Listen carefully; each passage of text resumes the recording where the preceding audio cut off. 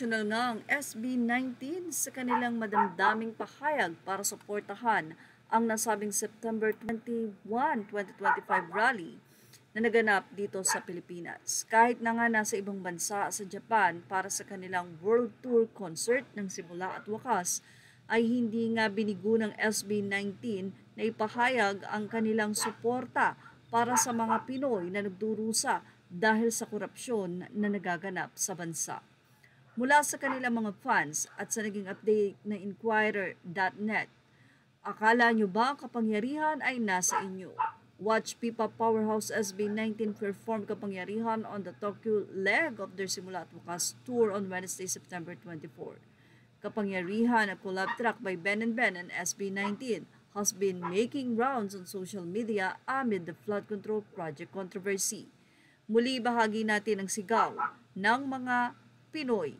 Mula sa kanilang fans, hindi aksidente na sa gitna ng kanilang world tour, pinili ng SB19 na awitin ng kapangyarihan, isang kantang hindi naman kasama sa setlist. Sa ilalim ng mga ilaw ng entablado, dala nila ang bigat ng tinig ng sambayanang Pilipino.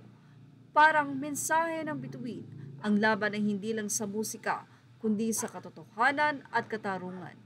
SB19 ay hindi lang grupo ng mga awit, sila'y tinig ng bayan na nagsasabing ang kapangyarihan ay nasa tao, hindi sa iilan.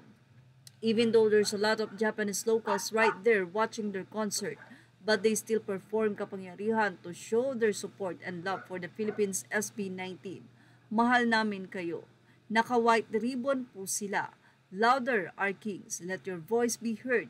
Gising, Pilipinas. Well, may mga message nga po sila sa bawat isa. Sabi nga ng marami, alam kong by SB19 collab with Ben and Ben, pero ba't parang inangkin ng mga boses nila ang buong kanta? May hihigit pa ba sa mga to? Grabe, parang mas gumanda pa ang kanta. I'm proud sa inyo, mahalima, hindi kayo takot to use your platform to access your support. Lagi kayong ibabandera ang watawat ng Pilipinas. Naiiyak ako sa song na to. How can you not love this group? Wala man sila sa Pinas ngayon. Ramdam pa rin ang pakikiisa nila sa naranasan ng bansa para sa bayan. Thank you SB19 sa mga magagandang awitin na hinahandog nyo sa amin. Napapanahon ang kapangyarihan sa nangyayari sa bansa natin. Sama-sama tayo at magkasa sa isang adhikain at layunin na tutulan ang malawakang korupsyon sa ating bansa.